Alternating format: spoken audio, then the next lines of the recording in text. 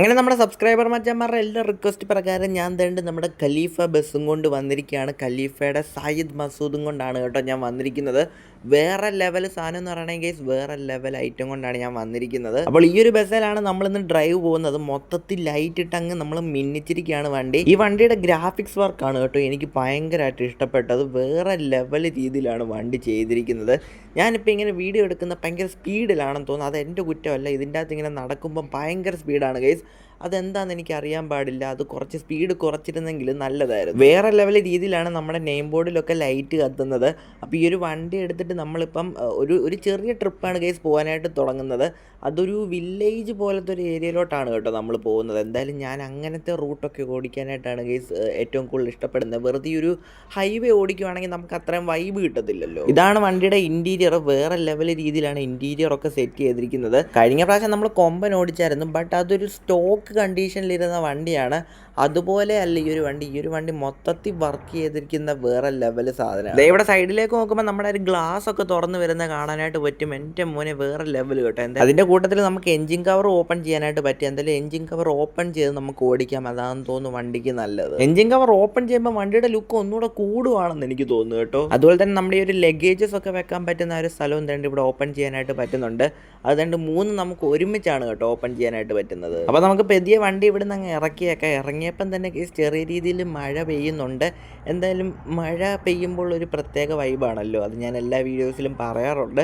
അപ്പം നമുക്ക് നൈസായിട്ട് കേസ് അങ്ങ് പോയേക്കാം. എന്തായാലും തിരക്കും കാര്യങ്ങളൊക്കെ വളരെ കുറവാണ്. നമുക്ക് വിട്ടങ്ങ് പോകാനായിട്ട് പറ്റുമേ. ഈ ഇൻറ്റീരിയറിൽ ഇങ്ങനത്തെ ഒരു ഡിസൈൻ ചെയ്ത് മേളിൽ കണ്ടോ, ആ ഒരു നെയിം ബോർഡിൻ്റെ അവിടെ ഇങ്ങനത്തെ ഒരു ഡിസൈൻ ചെയ്തിരിക്കുന്നതുകൊണ്ട് നല്ല രസമുണ്ട് ഇൻറ്റീരിയർ കാണാനായിട്ട്. നമ്മൾ ബസ്സിൽ ഫുൾ ഓഫ് ലൈറ്റ്സ് ഒക്കെ ഇട്ടിട്ടാണ് കേട്ടോ പോയിക്കൊണ്ടിരിക്കുന്നത്. അതാകുമ്പോൾ ഒരു പ്രത്യേക ആൾക്കാർ പെട്ടെന്ന് ശ്രദ്ധിക്കുമല്ലോ. ലൈറ്റ് ഇട്ടില്ലെങ്കിലും ഗൈസ് ഖലീഫ ബസ് ഇതുവഴി പോയാലും ആൾക്കാർ ശ്രദ്ധിക്കും. എൻ്റെ ഗൈസ് ഏതാ ബസ്സിൻ്റെ ലുക്ക് എന്ന് നിങ്ങളൊന്ന് നോക്കി. അതിൻ്റെ കൂടെ എൻ്റെ പൊന്നി ഇപ്പോൾ ഒരു കോമറ്റിനെ ഇടിച്ച് തീർപ്പിച്ചതന്നെ. ഞാൻ ഈ ഒരു ഫ്രണ്ട് വ്യൂ വെച്ച് ഓടിച്ചുകൊണ്ടിരുന്നപ്പം ഗൈസ് സൈഡിൽ കൂടെ വണ്ടി വന്നത് ഞാൻ കണ്ടില്ല.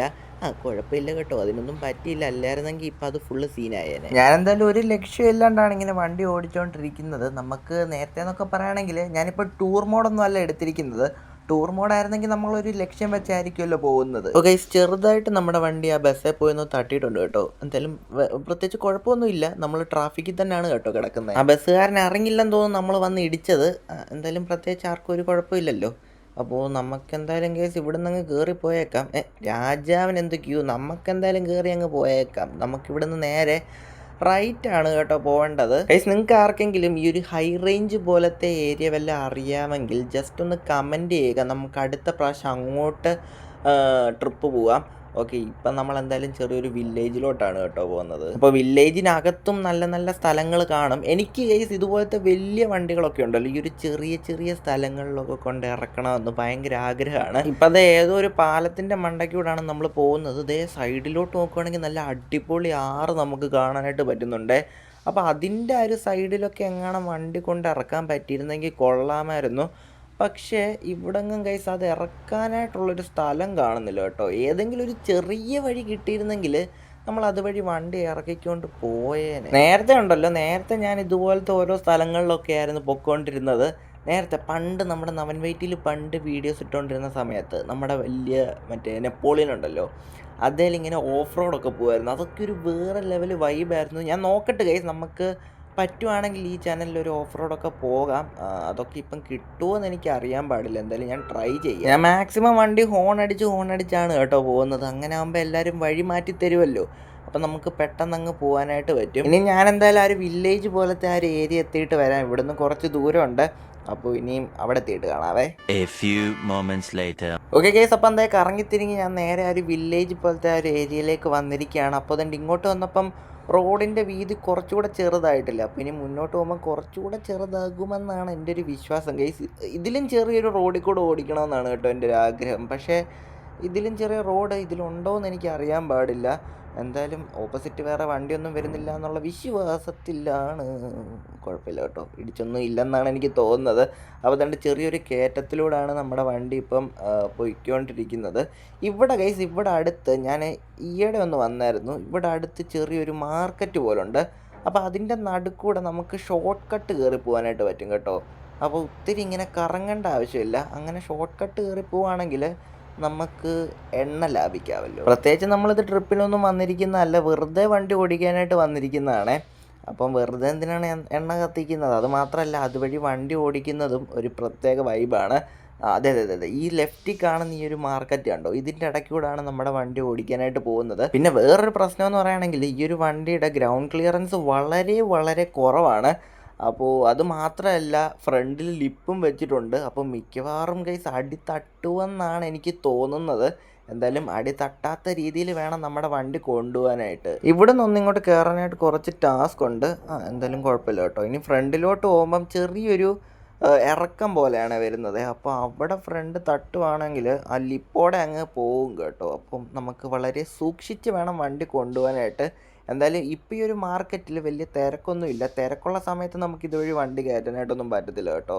എന്തായാലും ഞാൻ ദേ പതിയെ വണ്ടി അങ്ങോട്ട് ഇറക്കുന്നുണ്ട്. ഓക്കെ ഓക്കെ, സെറ്റായിട്ടാണ് കേട്ടോ നമ്മുടെ ബസ് പോകുന്നത്. ഓക്കെ ഓക്കെ, കുഴപ്പമൊന്നുമില്ല. അപ്പോൾ വേണ്ട കണ്ടോ, ഇത്രയും പോയാൽ മതി.